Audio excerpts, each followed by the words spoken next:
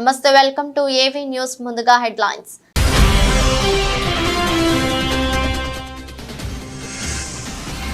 పోహరదేవి ప్రాంతంలోని జగదాంబ ఆలయాన్ని సందర్శించిన మోదీ, ఆలయంలో ఏర్పాటు చేసిన డోలు వాయించిన ప్రధాని.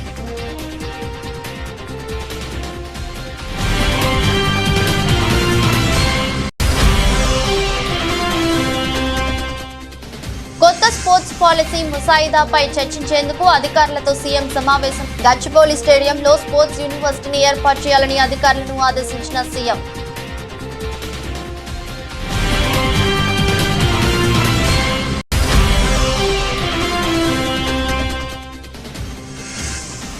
తిరుమలలో వీఐపీ సంస్కృతి తగ్గాలన్న సీఎం చంద్రబాబు. కొండపై గోవిందనామ స్మరణం తప్ప మరేమీ వినిపించకూడదని వ్యాఖ్య.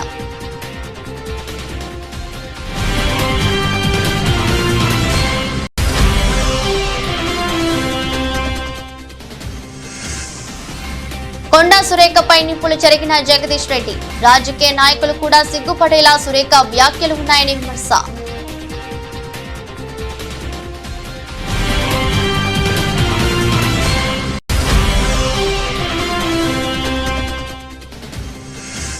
తిరుపతి లడ్డు వ్యవహారంలో సుప్రీంకోర్టు తీర్పుపై స్పందించిన మాజీ సీఎం జగన్.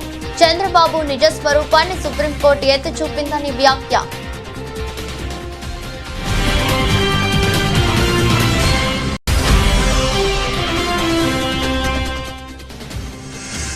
కివీస్ పై ఓటమితో భారత అమ్మాయికు భారీ దెబ్బ. సంక్లిష్టంగా మారిన టీమిండియా సెమీస్ సమీకరణాలు.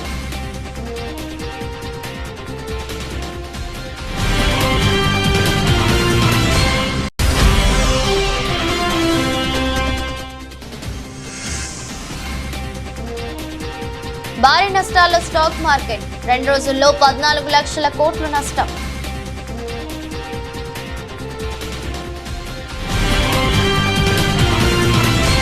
ప్రధాని నరేంద్ర మోదీ ఈ రోజు ఉదయం మహారాష్ట్ర పర్యటనకు వెళ్లారు.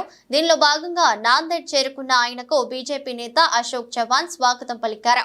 అనంతరం ప్రధాని నేరుగా పోహరదేవి ప్రాంతానికి వెళ్లారు. అక్కడ ఉన్న జగదాంబ ఆలయాన్ని సందర్శించారు. అక్కడి మూల విరాట్ అమ్మవారికి ప్రత్యేక పూజలు చేసిన మోదీ ఆలయంలో ఏర్పాటు చేసిన డోలు మోగించారు. ఆ తర్వాత సంత్ మహారాజ్ రామ్రావ్ మహారాజ్ సమాధి ఆయన చోటును సందర్శించి నివాళులర్పించారు. ఇక దేశవ్యాప్తంగా దేవి శరన్నవరాత్రి వేడుకలు ఘనంగా జరుగుతున్న విషయం తెలిసిందే. గడిచిన 3 రోజులుగా దేశవ్యాప్తంగా అమ్మవారి ఆలయాల్లో ఉత్సవాలు జరుగుతున్నాయి. దీంతో ఆలయాలన్నీ భక్తులతో కిటకిటలాడుతున్నాయి.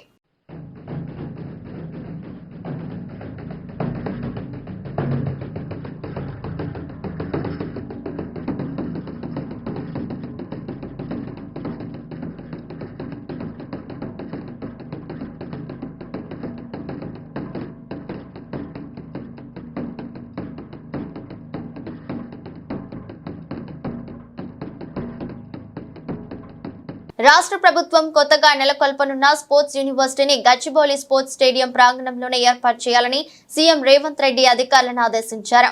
గచ్చిబౌలి స్టేడియం ప్రాంగణం 70 ఎకరాల విస్తీర్ణంలో ఉందని, వివిధ క్రీడలకు సంబంధించి సదుపాయాలన్నీ ఇప్పటికే ఉన్నాయని తెలిపారు. భవిష్యత్తు అవసరాలకు అనుగుణంగా కొన్ని మార్పులు చేస్తే సరిపోతుందని చెప్పారు. సచివాలయంలో కొత్త స్పోర్ట్స్ పాలసీ ముసాయిదాపై చర్చించేందుకు అధికారులతో సీఎం సమావేశమయ్యారు. ఈ సందర్భంగా మాట్లాడుతూ క్రీడా విశ్వవిద్యాలయాన్ని young India physical education and sports యూనివర్సిటీగా వ్యవహరించాలని సూచించారు. యంగ్ ఇండియా స్కిల్ యూనివర్సిటీ తరహాలోనే స్పోర్ట్స్ యూనివర్సిటీని పీపీపీ మోడల్లో నిర్వహించాలని చెప్పారు. దీనికోసం ప్రత్యేకంగా ఒక బోర్డు ఏర్పాటు చేయాలని, యూనివర్సిటీకి స్వయం ప్రతిపత్తి ఉండేలా చూడాలని అన్నారు. ఇక అంతర్జాతీయ స్థాయిలో తెలంగాణకు గుర్తింపు తెచ్చేలా కొత్త స్పోర్ట్స్ పాలసీ ఉండాలని సీఎం అన్నారు. 2036 ఒలింపిక్ క్రీడలను దృష్టిలో పెట్టుకుని అద్భుతమైన క్రీడాకారులను తీర్చిదిద్దే రీతిలో లక్ష్యాలు నిర్దేశించుకోవాలని సూచించారు. హైదరాబాద్ లో ప్రస్తుతం ఉన్న అన్ని స్టేడియాలు, క్రీడా మైదానాలను స్పోర్ట్స్ వర్సిటీ పరిధిలోకి తీసుకురావాలన్నారు. LB stadium, Hakimpet sports school, Kotla Vijayabhaskar Reddy indoor stadium, Saroor Nagar indoor stadium, OU university cycling వేల్ డ్రమ్లను ఒకే గొడుగు కిందకి తీసుకురావాలని చెప్పారు. బ్రహ్మోత్సవాల్లో తొలి రోజైన శుక్రవారం రాత్రి రాష్ట్ర ప్రభుత్వం తరపున సీఎం చంద్రబాబు దంపతులు శ్రీ వెంకటేశ్వర స్వామికి పట్టు వస్త్రాలు సమర్పించారు. తిరుమలలోని పద్మావతి అతిథి గృహానికి సాయంత్రం చేరుకున్న ముఖ్యమంత్రి కాసేపు విశ్రాంతి తీసుకున్నారు. ఆ తర్వాత సంప్రదాయ వస్త్రధారణతో సతీమణి నారా భువనేశ్వరితో కలిసి బేడి ఆంజనేయ స్వామి ఆలయానికి చేరుకున్నారు. అర్చకులు సీఎం తలకు వరి పట్టం చుట్టి శేష వస్త్రాన్ని మెడలో ధరింపజేశారు. అనంతరం నూతన పట్టు వస్త్రాలను తలపై పెట్టుకుని బాజా భజంత్రీలతో ఊరేగింపుగా ఆలయానికి చేరుకున్నారు. మూలవర్లను దర్శించుకుని రంగనాయకుల మండపం చేరుకోగా వేద పండితులు ఆశీర్వాదం పలికారు.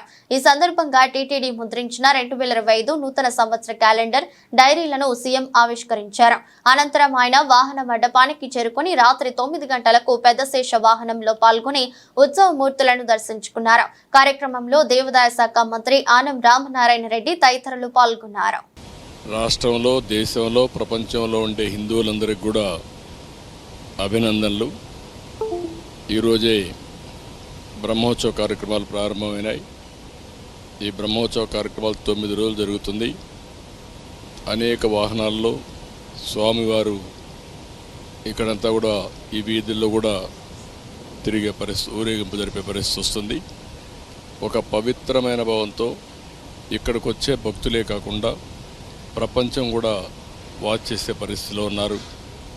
కలియుగ దేవుడు మనందరికి కూడా ఈ సమాజాన్ని అన్ని విధాలా ఆదుకునే దైవం. నేను ఇప్పుడే కాకుండా నాకు ఒక అదృష్టం, అనేక సార్లు, అందరికంటే ఎక్కువ సార్లు బ్రహ్మోత్సవానికి వచ్చి దేవునికి ప్రభుత్వ తరపున లాంఛనాలు సమర్పించే అవకాశం వచ్చింది. దీనికి నేను గర్వపడుతూ ఈ పవిత్రమైన రోజున మీ అందరికీ విజ్ఞప్తి చేస్తున్నా. ఈ 9 రోజుల్లో ఒక 15 లక్షల మంది భక్తులు ఇక్కడికి వస్తారు. ఈ 15 లక్షల మందికి ఎలాంటి ఇబ్బంది లేకుండా టీటీడీ మేనేజ్మెంట్ అయితే అన్ని కార్యక్రమాలు చేపడుతున్నారు. తిరుమల పవిత్రత, నమ్మకం కాపాడేలా పనిచేయాలి. ఆంధ్రప్రదేశ్ ముఖ్యమంత్రి చంద్రబాబు నాయుడు అధికారులకు కీలక సూచనలు చేశారు. తిరుమల కొండపై గోవిందనామ స్మరణ తప్ప మరో మాట వినిపించకూడదని స్పష్టం చేశారు. తిరుమల తిరుపతిలో ప్రశాంతతకు భంగం కలగకూడదని తేల్చి చెప్పారు. భక్తుల మనోభావాలకు సంబంధించి ఏ విషయంలోనూ రాజీ పడొద్దని కుండ బద్దలు కొట్టారు. పద్మావతి అతిథి గృహంలో తిరుమల తిరుపతి దేవస్థాన అధికారులతో సీఎం చంద్రబాబు సమీక్ష నిర్వహించారు. తిరుమలలో అందిస్తున్న సేవలపై భక్తుల నుంచి స్పందన గురించి అధికారులను సీఎం చంద్రబాబు అడిగారు. తిరుమల వచ్చిన ప్రతి భక్తుడి అనుభవాల గురించి అభిప్రాయం చెప్పే అవకాశం కల్పించాలని సూచించారు. భక్తుల సలహాలు, సూచనలతో మరింత మెరుగ్గా సేవలు అందించొచ్చని పేర్కొన్నారు. ఒక్క తిరుమలలోనే కాక మిగతా ఆలయాల్లో కూడా భక్తుల అభిప్రాయం తీసుకునేలా చర్యలు తీసుకోవాలని మంత్రి ఆనం రామనారాయణ రెడ్డికి సూచించారు. మెరుగైన సేవలు అందించడానికి ఇక్కడ కిచెన్స్ అన్ని పనిచేస్తాయి. అదే సమయంలో ఎక్కడ కూడా నాణ్యతలో ఎక్కడ రాజీ పడం, ఎక్కడైతే ముడి సరుకులు కావాల్సినటువంటి మనం ప్రొక్యూర్మెంట్ నుంచి అన్ని జాగ్రత్తలు తీసుకుంటున్నాం. ల్యాబొరేటరీస్ అన్నీ పెడతాం. ఆ ల్యాబొరేటరీస్లో అన్ని టెస్ట్ అవుతాయి, అన్ని రికార్డ్ చేసుకుంటారు.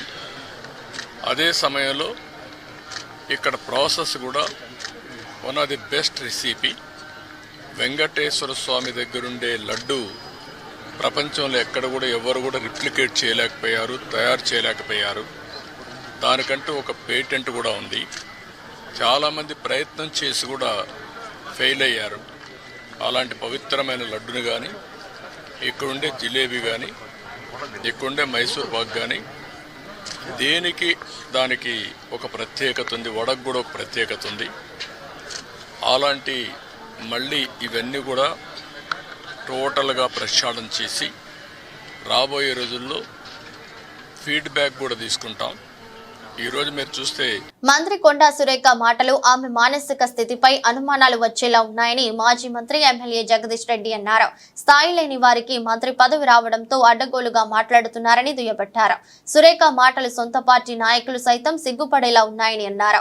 శుక్రవారం ఆయన సూర్యాపేటలో మీడియాతో మాట్లాడారు. మూసీ నదిని ఏదో ప్రక్షాళన చేస్తామని కాంగ్రెస్ ప్రభుత్వం, ఆ పార్టీ నేతలు పదే పదే ప్రగల్భాలు పలుకుతున్నారని, కానీ ముందు మురుగుతో కూడుకుపోయిన వారి బుర్రలను ప్రక్షాళన చేసుకోవాలని సూచించారు. సరే, కొండా సురేఖ గారి మాటలు గత వారం రోజులుగా చూస్తూ ఉన్నాం. వారి మానసిక స్థితి విషయంలో అనుమానం వచ్చే విధంగా ఉన్నాయి ఆ మాటలన్నీ కూడా.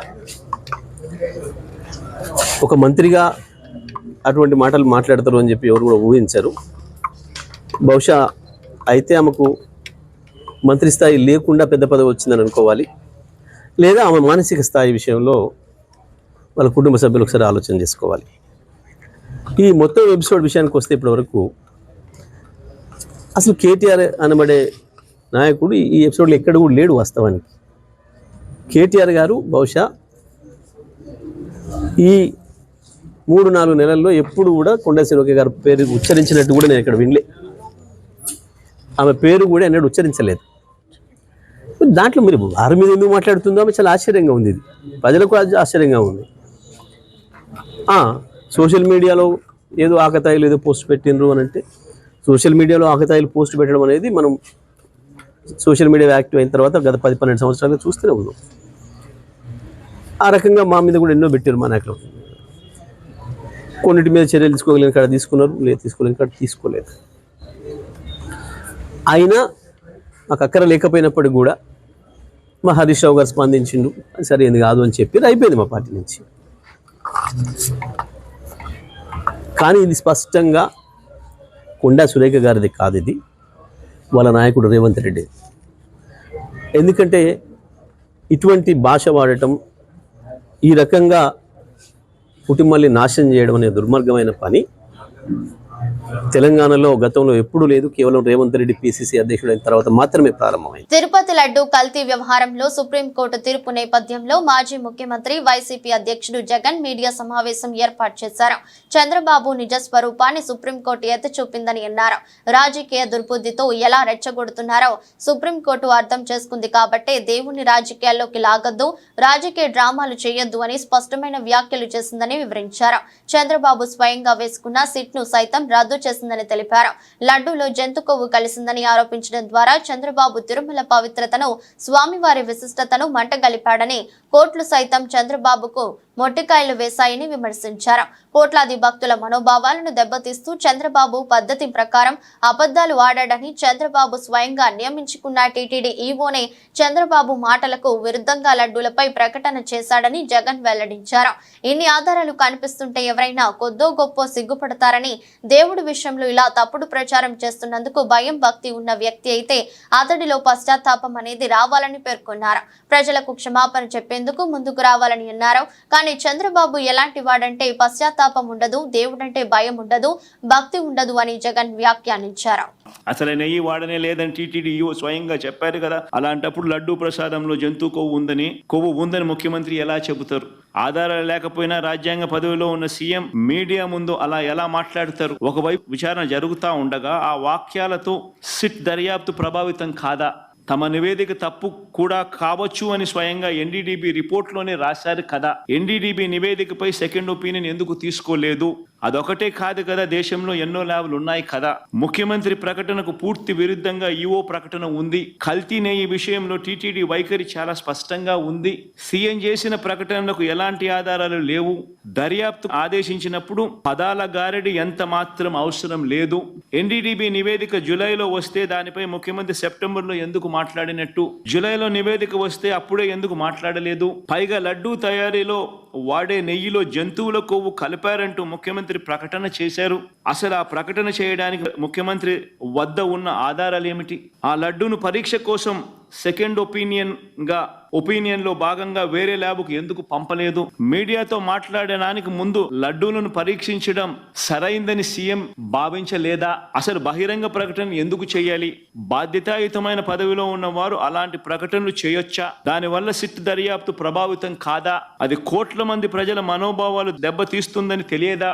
లడ్డూల తయారీలో కల్తీ నెయ్యి వాడారనడానికి ఎలాంటి ప్రాథమిక ఆధారాలు లేవు కదా అని ఏకంగా సుప్రీంకోర్టు అబ్జర్వేషన్స్ పాస్ చేస్తూ 30వ తారీఖున జడ్జిమెంట్ కూడా ఇచ్చారు. మామూలుగా ఎవరైనా కూడా దేవుడి విషయంలో తప్పులు జరుగుతూ ఉన్నప్పుడు, తప్పులు చేసినప్పుడు దేవుడు అంటే భయము భక్తి కాస్తో కూస్తో ఎవరికైనా ఉన్న వ్యక్తి ఎవరైనా కూడా ఒకవేళ ఉంటే, ఆ భయము భక్తి ఎవరిలో అయినా కూడా ఉంటే పశ్చాత్తాపం అనేది ఎక్కడో చోట రావాలి. ప్రజలకు క్షమాపణ చెప్పే కార్యక్రమం అనేది ఎక్కడో ఒకసారి జరగాలి. కానీ చంద్రబాబు నాయుడు గారి మనిషి ఎలాంటి వాడు అని అంటే పక్షాత్తాపము ఉండదు, దేవుడంటే భయము ఉండదు, దేవుడంటే భక్తి ఉండదు.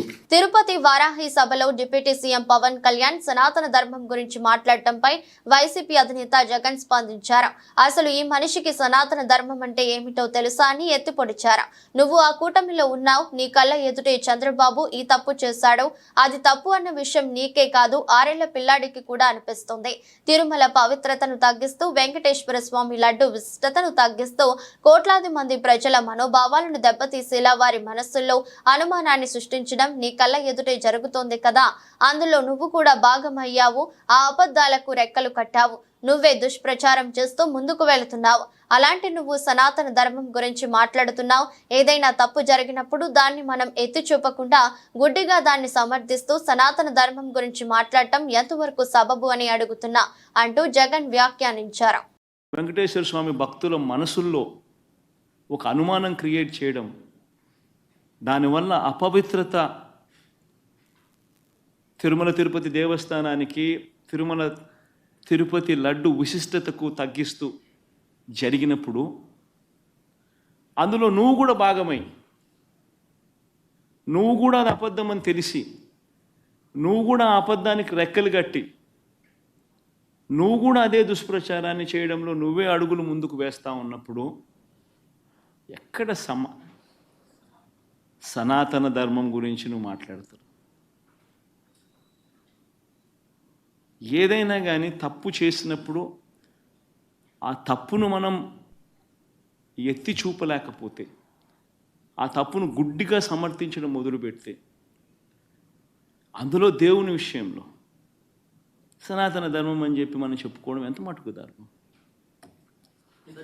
ఎస్సీ వర్గీకరణ విషయంలో సుప్రీంకోర్టు తీర్పు అనుకూలంగా నియామకాలు చేపడతామని అసెంబ్లీ సాక్షిగా చెప్పిన సీఎం రేవంత్ రెడ్డి వర్గీకరణకు వ్యతిరేకంగా అడుగులు వేయటం ఏమిటని బీఆర్ఎస్ ఎస్సీసెల్ నాయకులు ఇస్తారి శ్రీనివాసులు ప్రశ్నించారు. సిద్దిపేట జిల్లా కేంద్రంలోని ఎమ్మెల్యే క్యాంపు కార్యాలయంలో ఏర్పాటు చేసిన మీడియా సమావేశంలో బీఆర్ఎస్ ఎస్సీసెల్ నాయకులు మాట్లాడారు. ఎస్సీ వర్గీకరణ అంశంపై ప్రత్యేక కమిటీ పేరుతో కాలయాపన చేస్తున్నారని మండిపడ్డారు. 30 సంవత్సరాల ఎంఆర్పిఎస్ సుదీర్ఘ పోరాటంలో మరి గత నెల ఆగస్టు 1న మరి భారతదేశ అత్యున్నత న్యాయస్థానమైనటువంటి సుప్రీంకోర్టు న్యాయమూర్తులు మరి అందరూ కలిసి ఎస్సీ వర్గీకరణలో న్యాయమైనటువంటి పోరాటం ఉన్నది. మరి మాదిగలు మాదిగ ఉపకులాలకి అందరికీ కూడా అన్యాయం జరిగిందనేటువంటి స్పష్టమైనటువంటి ఒక ఆధారంతో సుప్రీంకోర్టు ఆగస్టు 1న ఒక సంచలనమైనటువంటి తీర్పు భారతదేశంలో ఇవ్వడం జరిగింది.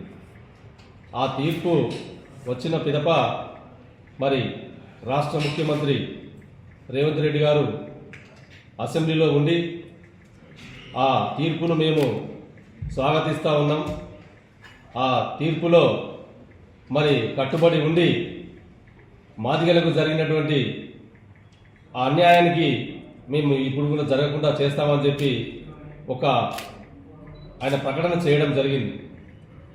నిండు సభలో ఆ ప్రకటన చేస్తూ ఎలాంటి అడ్డంకులున్నా నేను ప్రత్యేకమైనటువంటి ఆర్డినెన్స్ తెచ్చి ఈ సంవత్సరం జరిగేటువంటి ప్రభుత్వ నియామకాలలో ఖచ్చితంగా మాదిగ ఉపకులాలందరికీ కూడా సరైనటువంటి న్యాయాన్ని చేస్తానని చెప్పేసి మరి అసెంబ్లీ సాక్షిగా చెప్పడం జరిగింది.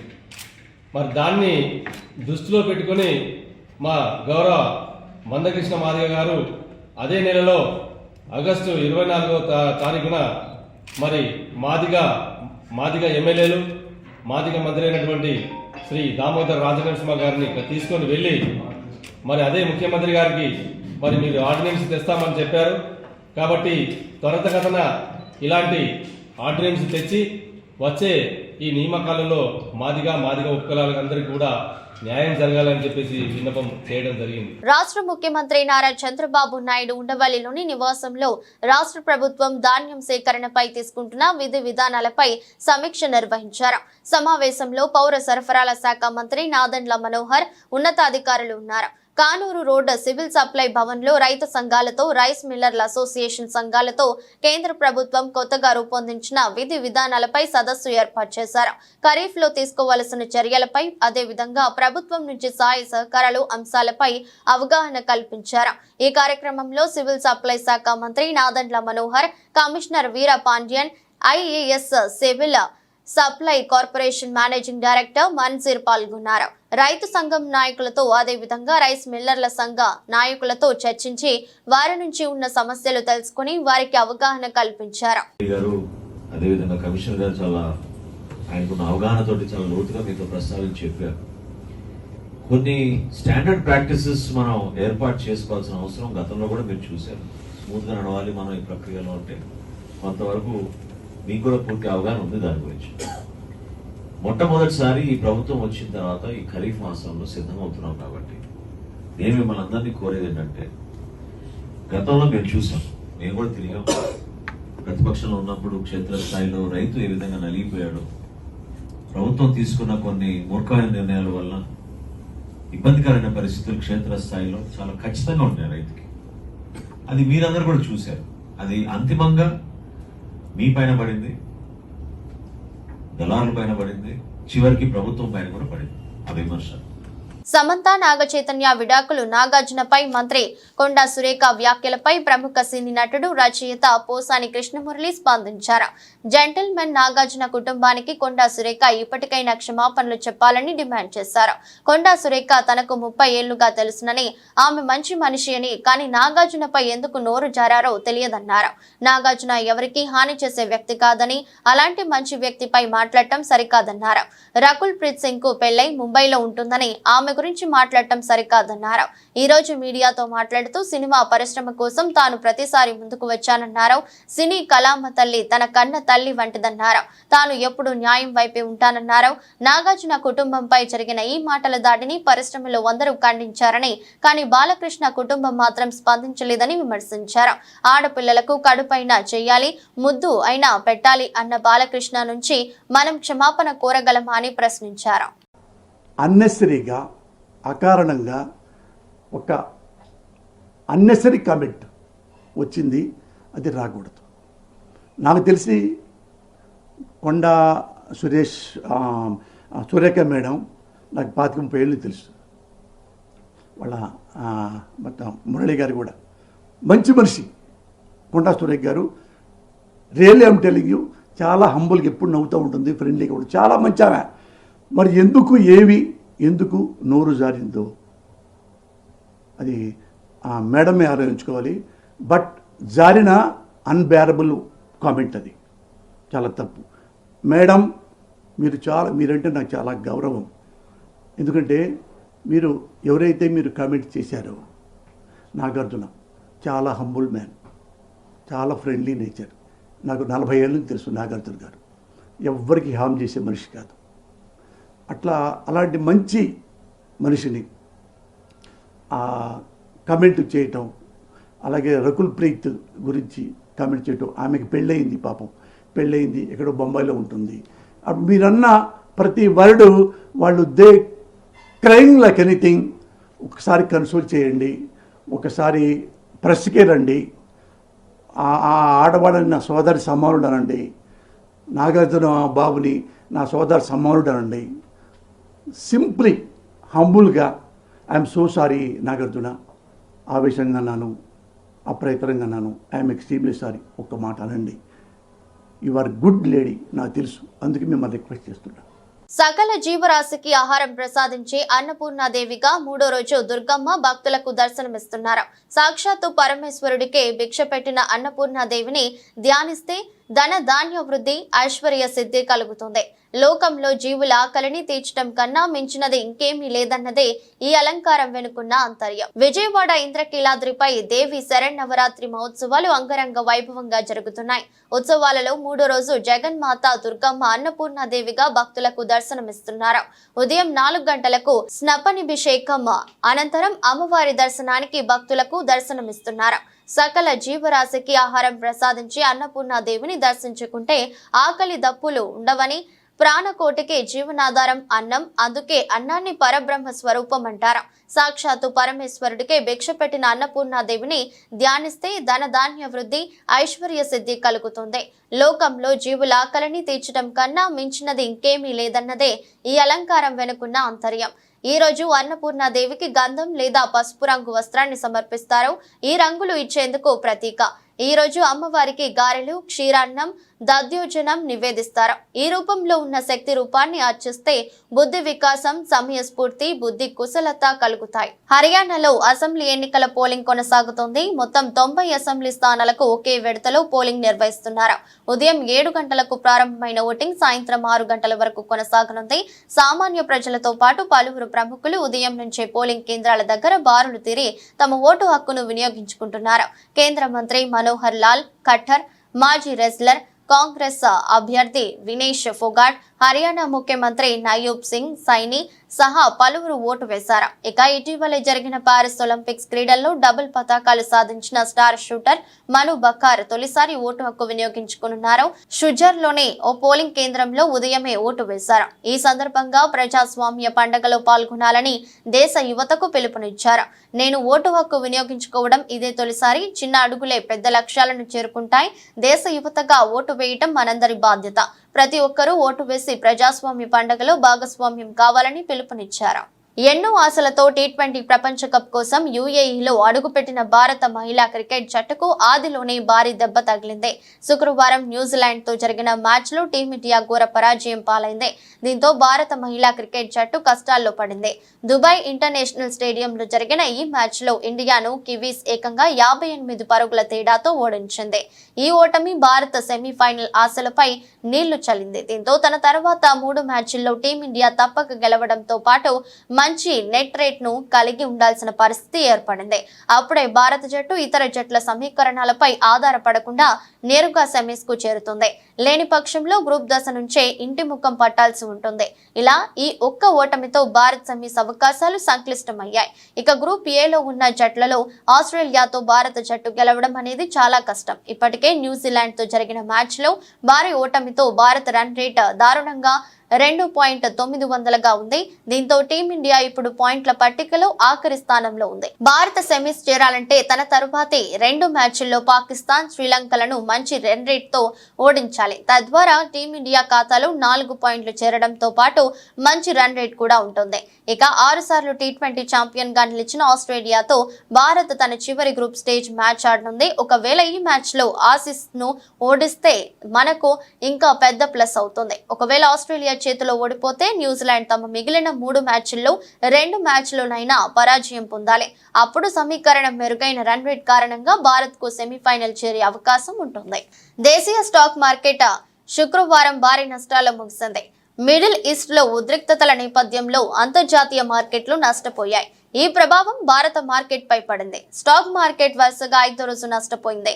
బిఎస్ఈ లిస్టెడ్ కంపెనీల మార్కెట్ క్యాప్ 2 రోజుల క్రితం 475 లక్షల కోట్లు కాగా ఈ రోజు మార్కెట్ ముగిసిన తర్వాత 461 లక్షల కోట్లకు పడిపోయింది. 2 ట్రేడింగ్ సెషన్లలోనే భారత ఇన్వెస్టర్లు 14 లక్షల కోట్లకు పైగా నష్టపోయారు. సెన్సెక్స్ 808 పాయింట్లు నష్టపోయి 81,688 పాయింట్ల వద్ద ముగిసింది. నిఫ్టీ 235 పాయింట్లు క్షీణించి 25,014 వద్ద స్థిరపడింది. Mahindra and Mahindra, Bajaj Finance, Nestle, Asian companies, Bharti Airtel, UltraTech Cement, ITC, HUL, Power Grid, HDFC Bank, Reliance, Bajaj Finserv, ICICI Bank, NTPC top loser గా నిలిచాయి. Infosys, Tech Mahindra, Wipro, Tata Motors, Axis Bank, TCS, SBI top గెయినర్లుగా నిలిచాయి. వార్తలు ముగించే ముందు మరోసారి హెడ్లైన్స్.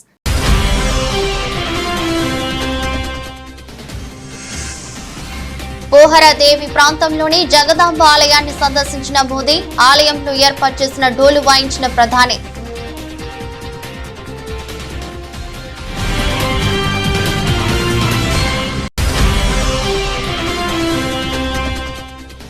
కొత్త స్పోర్ట్స్ పాలసీ ముసాయిదాపై చర్చించేందుకు అధికారులతో సీఎం సమావేశం. గచ్చిబౌలి స్టేడియంలో స్పోర్ట్స్ యూనివర్సిటీని ఏర్పాటు చేయాలని అధికారులను ఆదేశించిన సీఎం.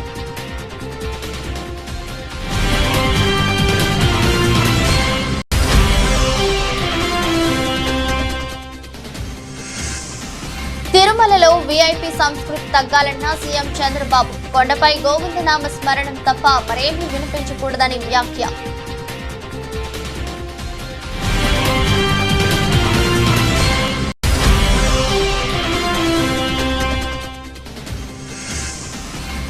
కొండా సురేఖపై నిప్పులు చెరిగిన జగదీష్ రెడ్డి. రాజకీయ నాయకులు కూడా సిగ్గుపడేలా సురేఖ వ్యాఖ్యలు ఉన్నాయని విమర్శ.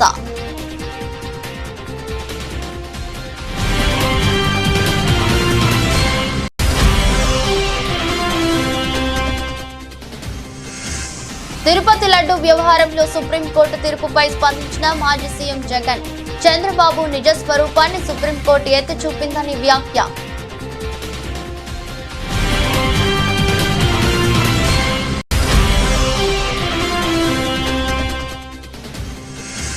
కివీస్ పై ఓటమితో భారత అమ్మాయికు భారీ దెబ్బ. సంక్లిష్టంగా మారిన టీమిండియా సెమీస్ సమీకరణాలు.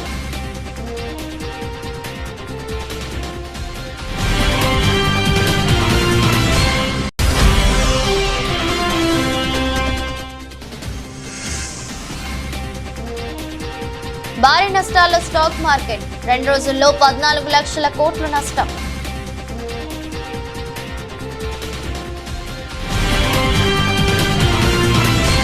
ఇది రోజు బులెటిన్. మరో బులెటిన్లో మళ్ళీ కలుద్దాం. అంతవరకు సెలవు. నమస్కారం.